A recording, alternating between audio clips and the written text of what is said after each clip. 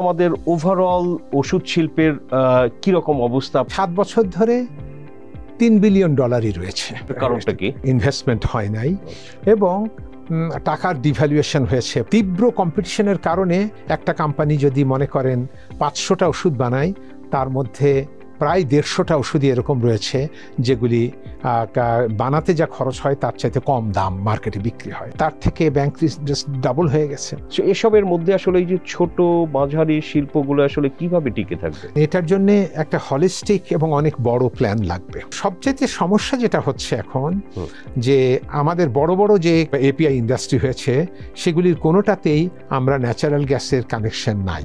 API শিল্পে যেহেতু মাত্র 2টি দেশ করে, বাংলাদেশে না আসার কোনো কারণই নাই। গ্লোবাল মার্কেটটা কেমন? 300 বিলিয়ন হবে। আমাদের ফার্মাসিউটিক্যালস প্রোডাক্টের এক্সপোর্ট নিয়ে সম্ভাবনা নিয়ে আমরা অনেকদিন ধরে শুনছি, তো সেটা আমরা কাজে লাগাতে পারছি না কেন? আমরা এক্সপোর্ট করতে গেলে আমাদের পায়ে প্রত্যেকটা জায়গায় রশি বাঁধা। আপনারা রিসার্চ অ্যান্ড ডেভেলপমেন্টে কেমন খরচ করেন? কোম্পানি হিসেবে ইনসেপ্টা রিসার্চ অ্যান্ড ডেভেলপমেন্টে 500 লোক কাজ করে। ওষুধ শিল্পকে আমরা যদি একটু প্ল্যান্ড ওয়েতে করতে পারি, এটা যে কি অপার সম্ভাবনাময় হতে পারে এটা আমরা চিন্তাও করতে পারছি। সমৃদ্ধির এই অগ্রযাত্রায় ভালো রেখেছি গ্রাহককে, ভালো রেখেছি অর্থনীতিকে, ভালো রেখেছি বাংলাদেশকে, কারণ ভালো ব্যাংক মানেই যমুনা ব্যাংক।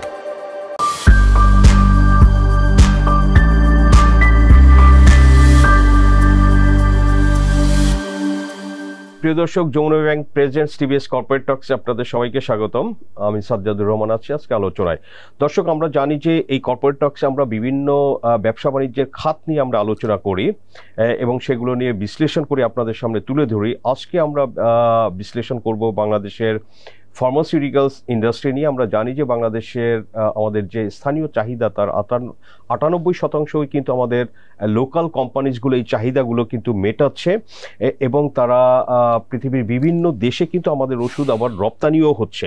সো দর্শক, আমরা আজকে আলোচনা করব বাংলাদেশ অ্যাসোসিয়েশন অফ ফার্মাসিউটিক্যাল ইন্ডাস্ট্রির প্রেসিডেন্ট মিস্টার আব্দুল মুক্তাদির, এবং আব্দুল মুক্তাদির সাহেব আছেন ইনসেপ্টা ফার্মাসিউটিক্যালসের ম্যানেজিং ডিরেক্টর হিসেবে দায়িত্ব পালন করছেন। আমরা জানি যে ইনসেপ্টা বাংলাদেশের অন্যতম সেরা এবং বৃহৎ কোম্পানি।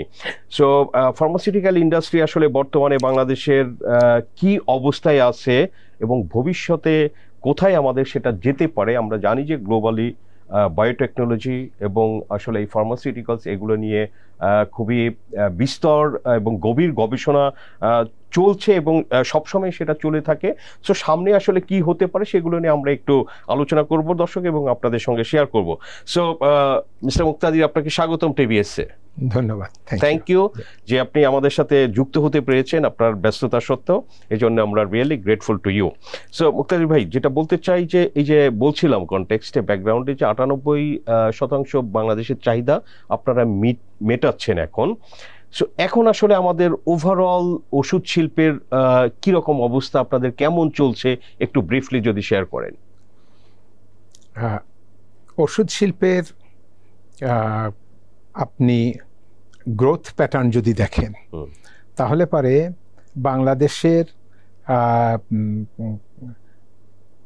ইন্ডাস্ট্রি এবং ইকোনমিতে মানি ফ্লো, ইনভেস্টমেন্ট, এগুলির সঙ্গে ওষুধ ইন্ডাস্ট্রির গ্রোথও দেখা যায় একই সমতালে চলেছে।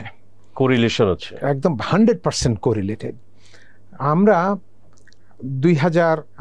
আগের থেকে আমরা ফার্মাসিউটিক্যাল ইন্ডাস্ট্রি একটা সুন্দর গ্রোথে ছিল, কিন্তু 2019 সালের পরে মানে কোভিডের সময় থেকেই 2019, 20, 21, 22, 23, 24, 25, 19, 20, 21, 22, 23, 24, 25 এই 7 বছরেই আমরা আইএমএস-এর আপনি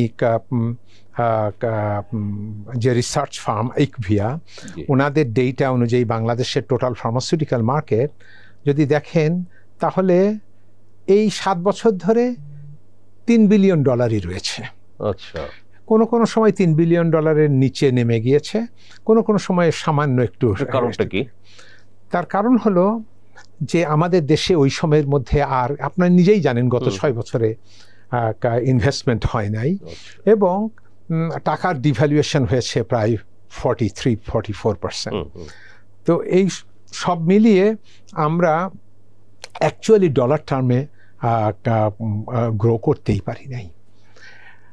আরেকটা একেবারে এই বছরের এই লাস্ট কোয়ার্টারের রিপোর্ট IMS-এ দেখলাম যে আমরা টপ 100 কোম্পানিজের স্ট্যাটিস্টিক্স নিয়ে যে 30টা কোম্পানি পজিটিভ গ্রোথ রয়েছে, আর 70টা কোম্পানি নেগেটিভ গ্রোথ রয়েছে, এবং তার মধ্যে অনেক কোম্পানি রয়েছে তাদের নেগেটিভ গ্রোথ 50, 60, 70%।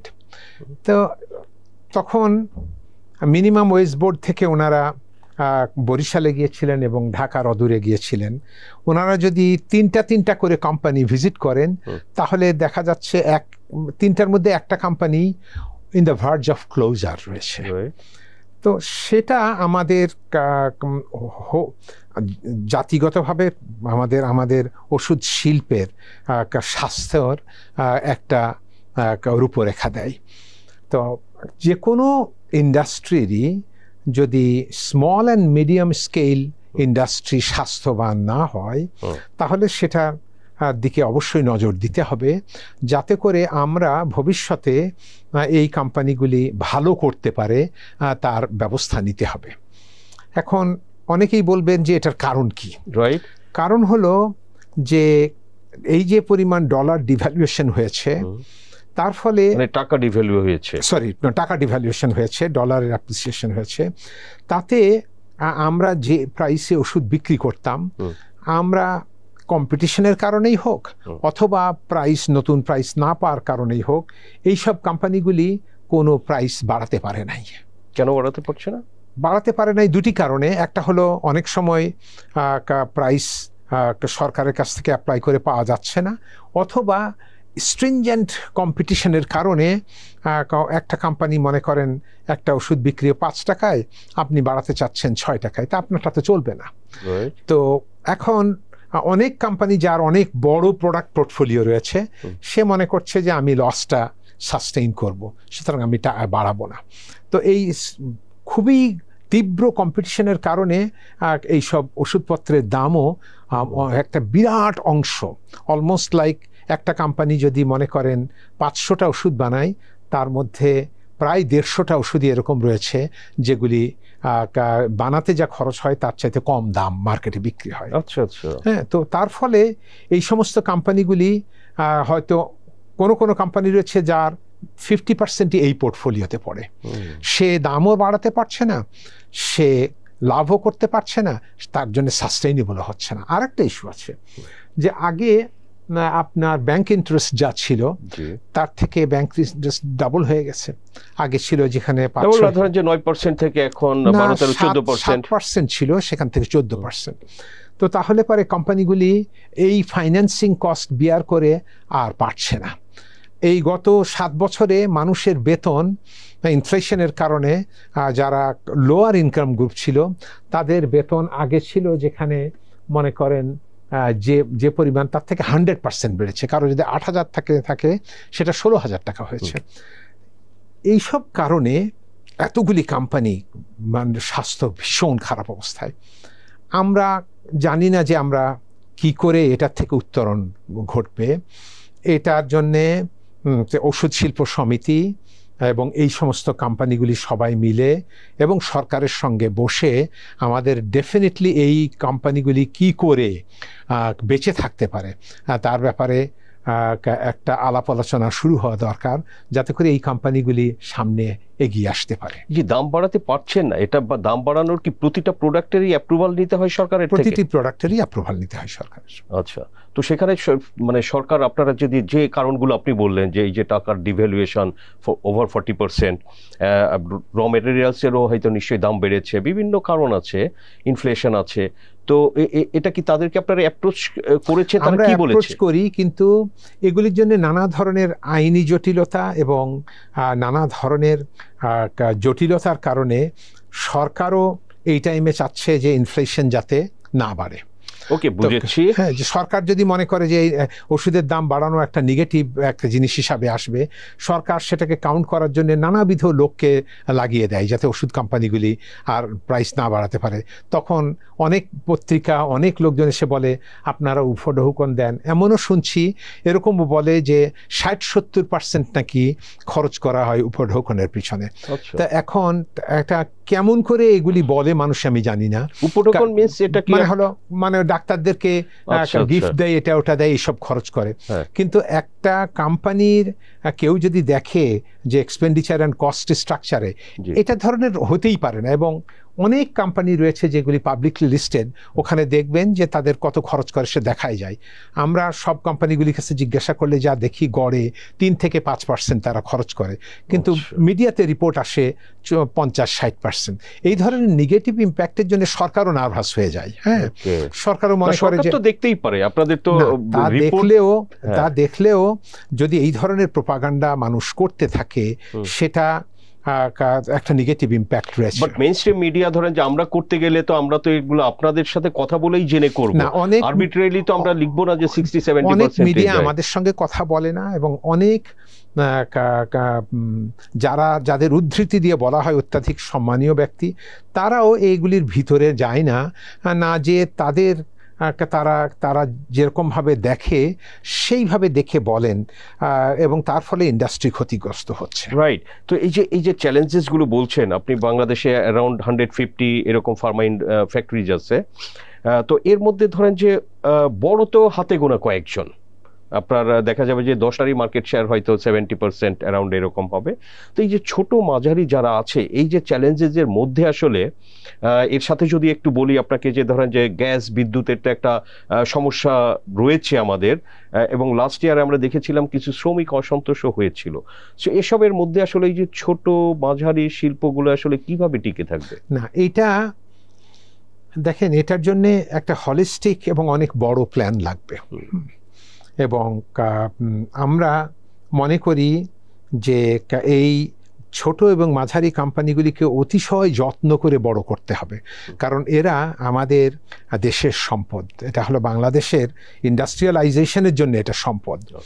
সেটা করার এরকম উপায় হতে পারে যে যে সমস্ত সরকারি প্রতিষ্ঠান ওষুধ কেনে, তারা সরাসরি ওষুধ শিল্প সমিতির সঙ্গে এনগেজ হয়ে বলতে পারেন যে বড় কোম্পানিগুলির চাইতে আমরা মাঝারি এবং ছোট কোম্পানির মধ্যে আমাদের এই অর্ডারগুলি ভাগ করে দিতে চাই, কারণ তাদেরকে বাঁচিয়ে রাখতে হবে, তাদের এই অবস্থা হচ্ছে।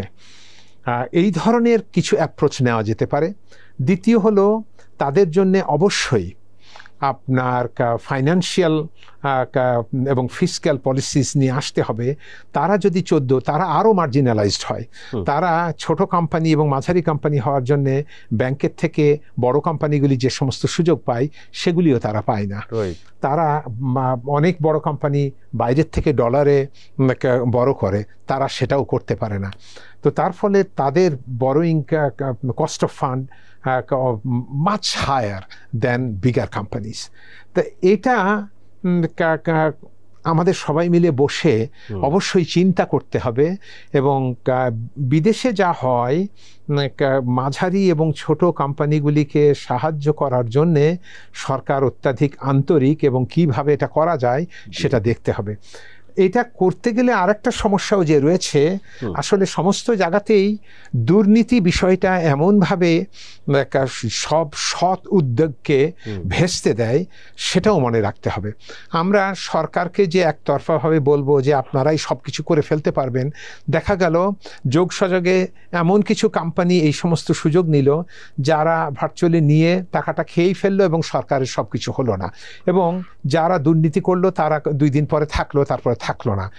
এইসবের জন্য সরকারকে যে পুরোপুরি একেবারে বলা যাবে যে ভাই আপনারা এটা কেন করলেন না, ওনারা বলবেন যে আমরা সব কিছু করতে পারবো না, ওপেন মার্কেটে আমরা ছেড়ে দিলাম, যারা যোগ্য তারাই উঠে আসবে। সেটা আরেকটা ইতিহাস। হ্যাঁ, সেটা যে করলে সরকারকে দোষ দেওয়া যাবে তা বলা যাবে না।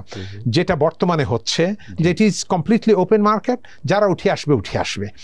কিন্তু আমার ধারণা, আমার মনে হয় যে একটু ছোট এবং মাঝারি কোম্পানিগুলিকে যদি আমরা একটু যত্নশীল না হই, তাহলে পরে ভবিষ্যতের বাংলাদেশকে যে ইন্ডাস্ট্রিয়ালাইজেশনে আমরা নিয়ে যাব, সেটা এই 15-20টা কোম্পানি দিয়ে হবে না। কারণ আমরা চাই বাংলাদেশকে এমনভাবে গোটা পৃথিবীর মধ্যে ওষুধ শিল্পে প্রতিষ্ঠিত করতে, যাতে অ্যাটলিস্ট 50টা কোম্পানি গ্লোবাল হয়। এবং সেরকম একটা দূরদৃষ্টি এবং প্ল্যান নিয়ে আমি চাইব যে বাংলাদেশের প্ল্যানিং মিনিস্ট্রি, অর্থ মন্ত্রণালয়, হেলথ মিনিস্ট্রি, কমার্স মিনিস্ট্রি সবাই মিলে এইভাবে প্ল্যান করা উচিত, যাতে করে আমাদের দেশ ওই জায়গায় যেতে পারে। রাইট, আমরা আশা করি সেটা করবে সরকার। আমরা একটু আপনাদের যে raw materials, active pharmaceutical ingredients, API যেটা হিসেবে পরিচিত, এই যে আপনারা যে সবসময় বলে থাকেন যে আপনারা বাংলাদেশের মার্কেটের 98% ওষুধের চাহিদা মেটাচ্ছেন, কিন্তু যখনই আমরা দেখি যে এই র মেটেরিয়ালস, তখন সেটা আমদানি নির্ভর হয়ে যায়, যে ভারত বা চায়না এরকমই বেসিক্যালি যতটা আমরা জানি, আপনি বলতে পারবেন। তো এটা আসলে কেন আমরা এই যে এখনো আমদানি নির্ভর থেকে গেলাম? কোনো কি অল্টারনেটিভ ছিল এতদিনে তৈরি হওয়ার মতো, সেটা হয়নি? প্রথমত হলো যে আপনি যদি মনে করেন যে এমন একটা জায়গায়, মনে করেন যে আপনার ছোট ভাই রয়েছে যার বয়স 7 বছর, তাকে যদি বলেন তুমি যাও যে এই ফার্স্ট ডিভিশন ক্রিকেট লিগে যে খেলো, সে তো খেলতে পারবে না।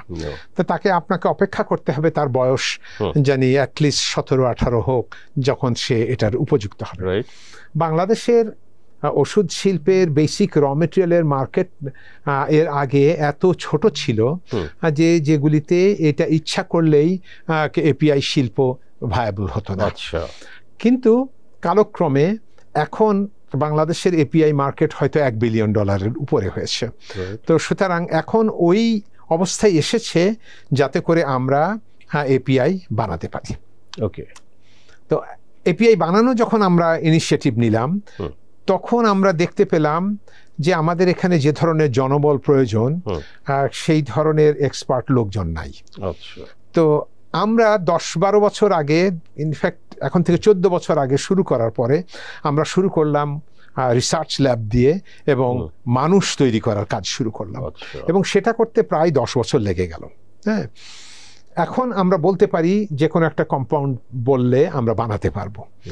তো এখন যখন আমরা ইন্ডাস্ট্রিগুলি তৈরি করছি, এপিআই শিল্পের সবচাইতে ইন্টারেস্টিং জিনিস হলো যে আসলে এপিআই শিল্পের মূল উপাদান হলো 2টি।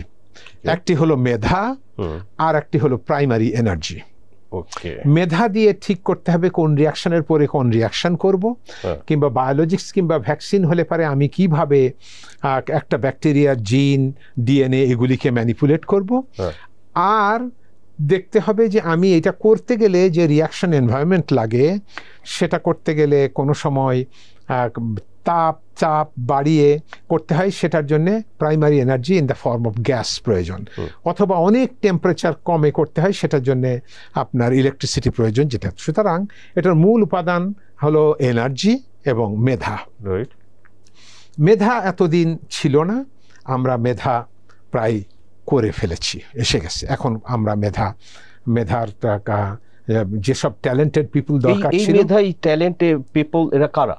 এরা হলো সবচাইতে প্রথম হলো আপনার কেমিস্ট্রি গ্র্যাজুয়েটস, তারপরে হলো বায়োলজিক্সে আসলে পারে বায়োটেকনোলজি গ্র্যাজুয়েটস, হ্যাঁ, আর একটু সাইড লাইনে ফর্মুলেশনের জন্য ফার্মাসিস্ট, তারপরে কেমিক্যাল ইঞ্জিনিয়ারিং, এই ধরনের মানুষ প্রয়োজন। কিন্তু আমাদের দেশে যে ধরনের শিক্ষা এবং তাতে আমরা ওই রকম ধরনের গ্র্যাজুয়েট পাই না যারা এসেই কাজে লাগতে পারে। সুতরাং যাদের মেধা রয়েছে কিন্তু এখনো নলেজ অ্যাকুয়ার করতে পারে নাই, ট্রেনিং দরকার, তাদেরকে ট্রেনিং এবং নলেজ আমরা দুইটাই দিচ্ছি, দিয়ে তৈরি করছি 3-4 বছর ধরে, তারপরে তারা প্রোডাকশন করতে পারছে। আমরা এই অবস্থায় চলে এসেছি এবং আমরা এটা করতে পারবো। কিন্তু সবচেয়ে সমস্যা যেটা হচ্ছে এখন, যে আমাদের বড় বড় যে কেমিক্যাল ইন্ডাস্ট্রি হয়েছে কিংবা এপিআই ইন্ডাস্ট্রি হয়েছে, সেগুলির কোনোটাতেই আমরা ন্যাচারাল গ্যাসের কানেকশন নাই। হ্যাঁ, সরকারও দিতে পারছে না, এবং আমরা জানি যে আমাদের দেশে নিজস্ব যে গ্যাস আহরণ হতো সেটা দিনকে দিন কমে যাচ্ছে, এবং আগে যেখানে মনে করেন প্রায় 300 কোটি ঘনফুট হতো, সেটা এখন হয়তো আরো কমে আসছে, হয়তো 150-200 কমছে, হ্যাঁ প্রতি বছরই কমে আসছে। সুতরাং আমাদের ইম্পোর্ট দিয়ে করতে হচ্ছে। ইম্পোর্ট দিয়ে করতে হলে পৃথিবীর অন্যান্য দেশ যদি পারে, জাপান পারে, কোরিয়া পারে, অন্যান্য ইউরোপ পারে, আমাদের দেশও পারবে। সুতরাং কারণ আপনি যে গ্যাস এনার্জি আনছেন তা দিয়ে যে যা কিছু তৈরি করছেন তার ভ্যালু এডিশন এত বেশি আপনি অ্যাফোর্ড করতে পারবেন। তো সেজন্যে এই যে সাইকেলটা, এটা আমাদের ভাঙতে হবে।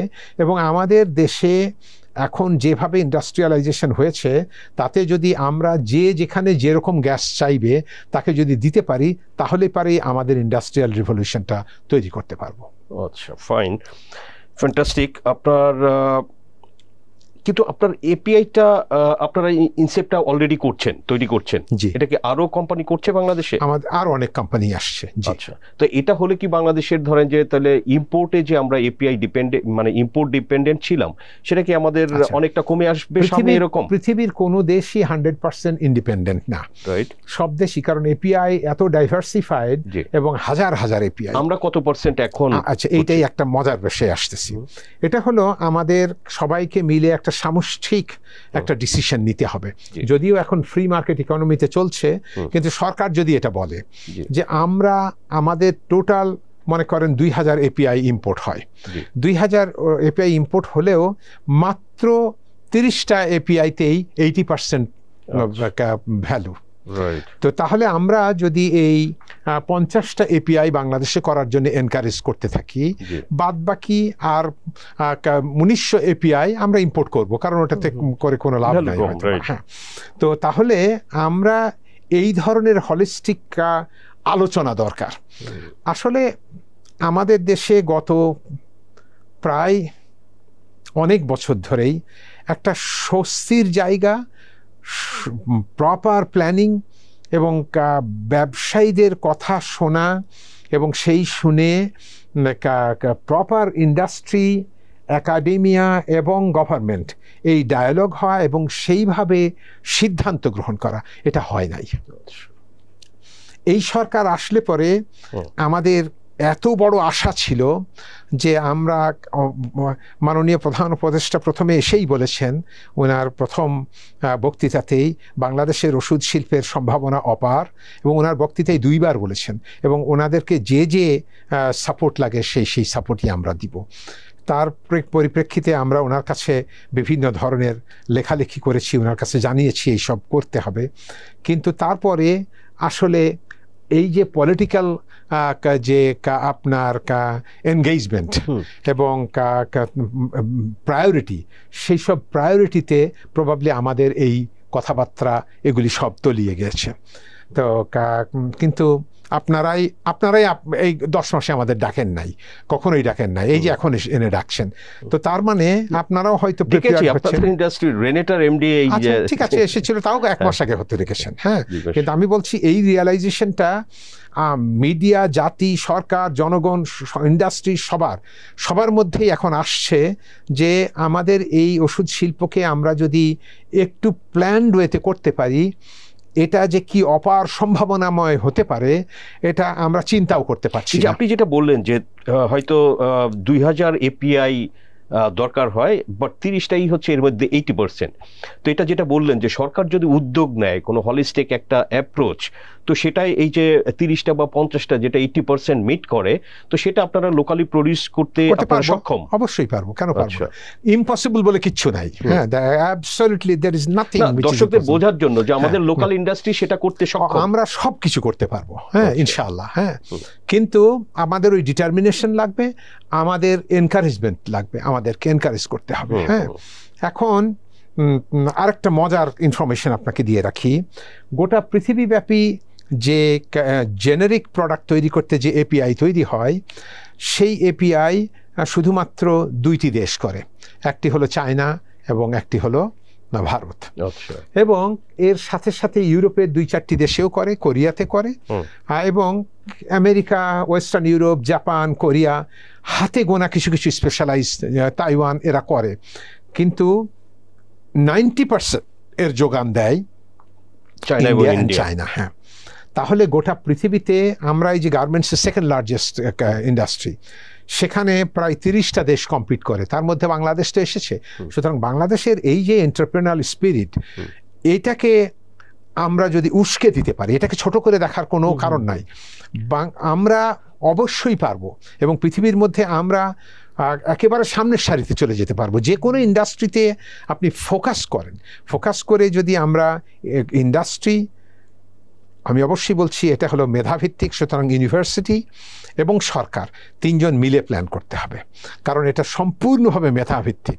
এবং আমাদের তিনজনকে বসে একটা long term plan short term, medium term, long term plan করতে হবে। তাহলে এপিআই শিল্পে যেহেতু মাত্র 2টি দেশ করে, বাংলাদেশের এখানে না আসার কোনো কারণই নাই। এবং আমরা যদি এটাতে, পৃথিবীর সব দেশই খুঁজছে যে আমরা কোথায় পাবো এই 2টা দেশের বাইরে, কোথায় পাবো। এক্সপোর্টের একটা বড় সম্ভাবনা হবে, একটা মজার শুধু সম্ভাবনা, অপার সম্ভাবনা। আর আপনি তাকিয়ে দেখেন এর গ্লোবাল মার্কেটটা কেমন in terms of billion dollar. In terms of billion ডলারে এইটা হয়তো সমস্ত দেশ মিলে যদি হয় 300 বিলিয়ন হবে।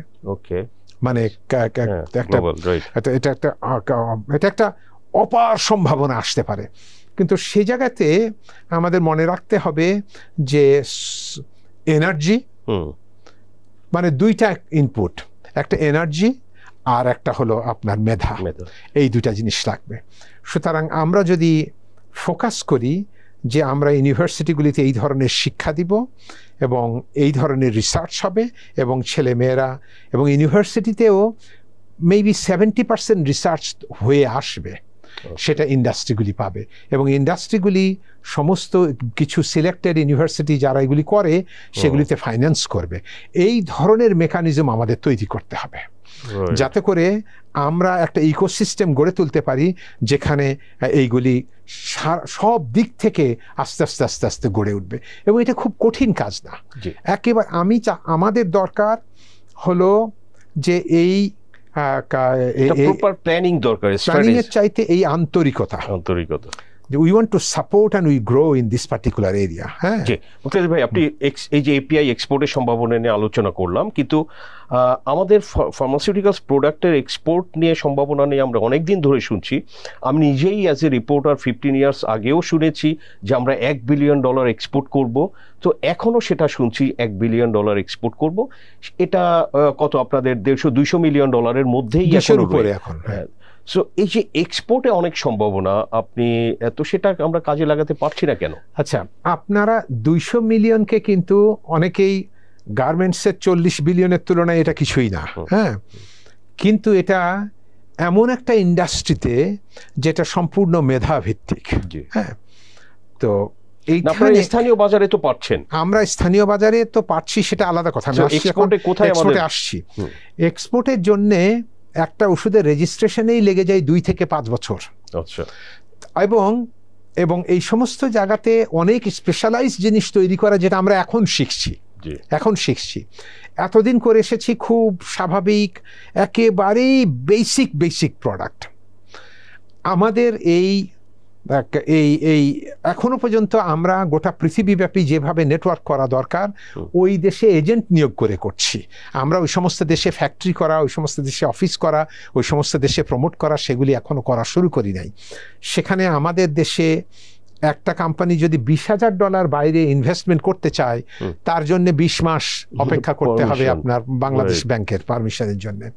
তো এরকম ধরনের নানাবিধ জটিলতা রয়েছে, সেগুলি পার হয়েও যে আমরা এটা করছি, এটা অভূতপূর্ব। হ্যাঁ, আমাদের যে জটিলতা কীরকম, আমরা এক্সপোর্ট করতে গেলে আমাদের পায়ে প্রত্যেকটা জায়গায় রশি বাঁধা, এগুলি নিয়েও আলাপ করতে হবে যে আমরা এই রশি কিভাবে ছুটাতে পারি।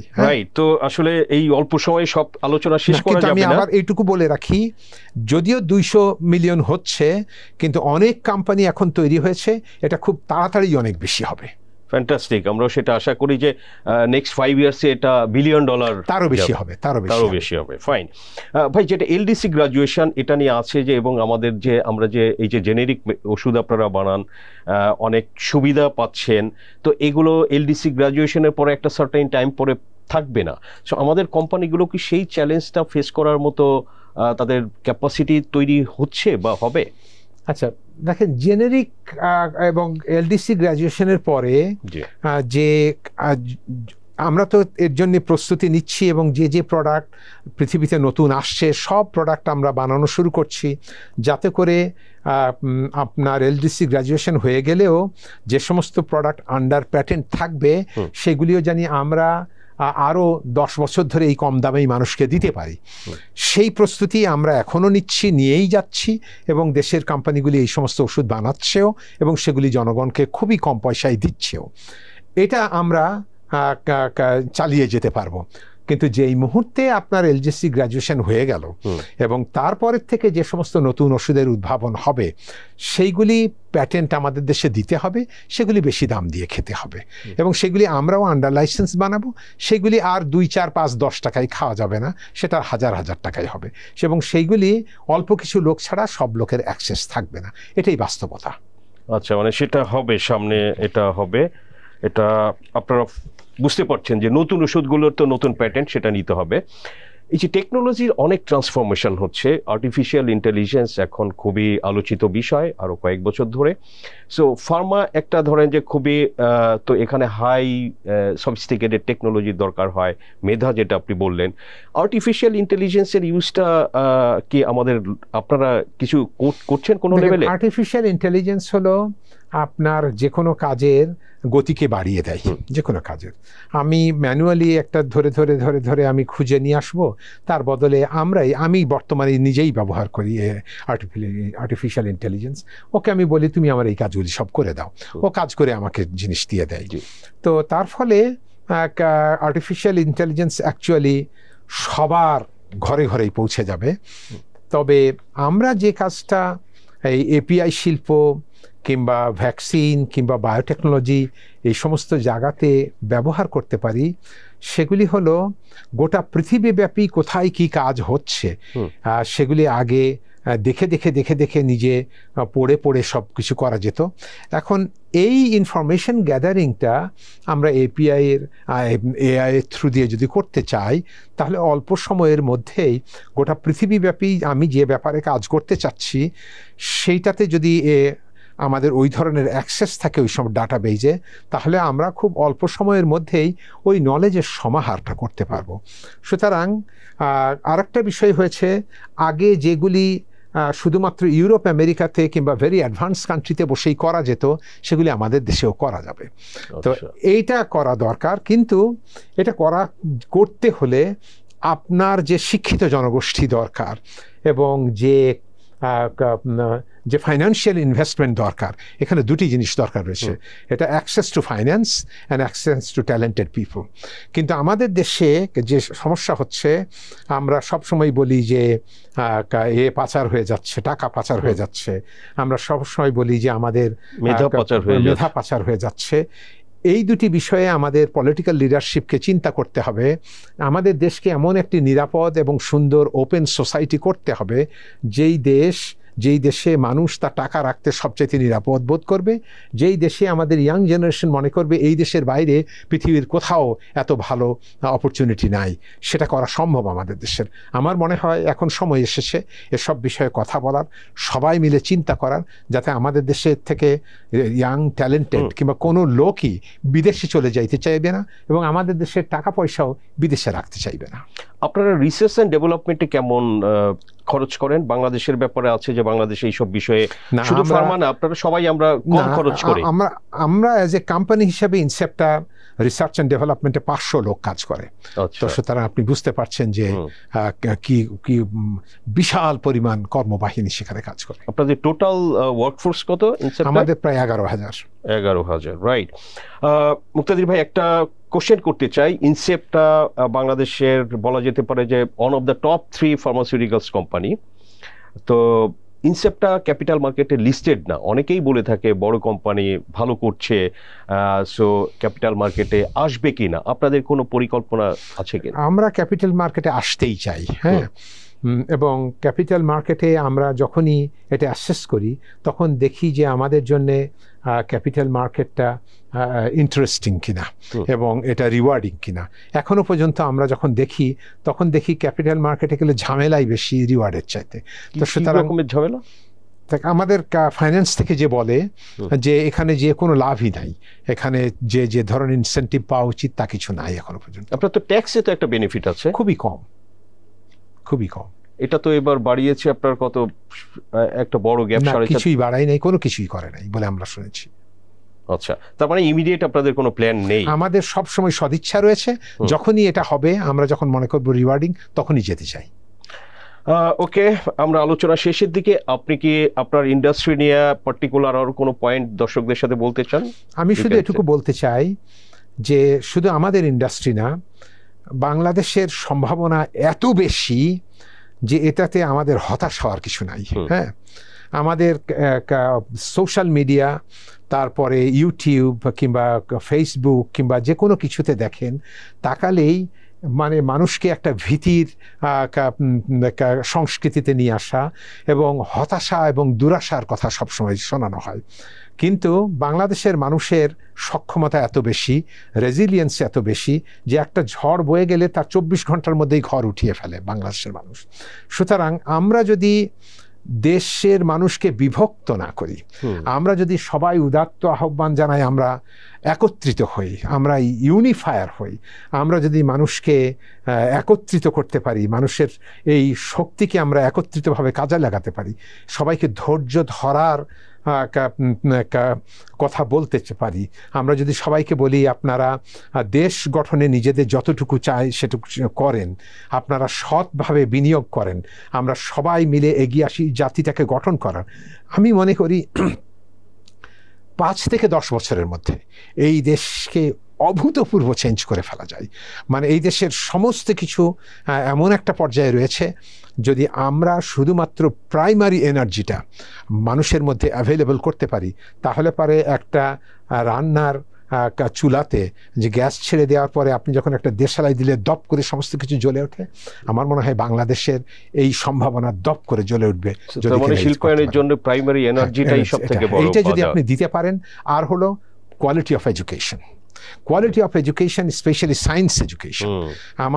আমার অত্যাধিক বেশি ফ্রাস্ট্রেশন হয় যখন আমরা কোনো একটা ইউনিভার্সিটিতে যে দেখি একটা ইউনিভার্সিটির ছাত্র সংখ্যা যদি 10,000 হয়, তার 9,000ই পড়ে বিবিএ, তাহলে পরে এই দেশ উঠবে না।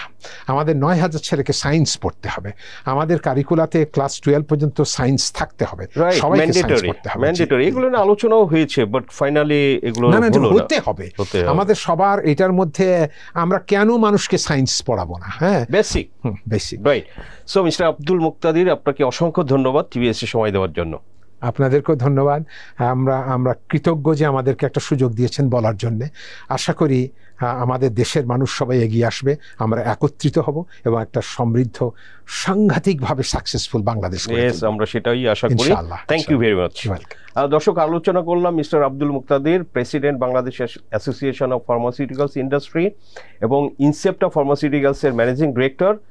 টোটাল ফার্মা ইন্ডাস্ট্রি এবং বিয়ন্ড ফার্মা বাংলাদেশের সম্ভাবনা নিয়ে অনেক কথাই বললেন এবং আমরা এগুলো আলোচনা আপনাদের সামনে তুলে ধরলাম। দর্শক, আমাদের আলোচনা ভালো লাগলে লাইক করবেন, শেয়ার করবেন। আপনাদের সবাইকে ধন্যবাদ।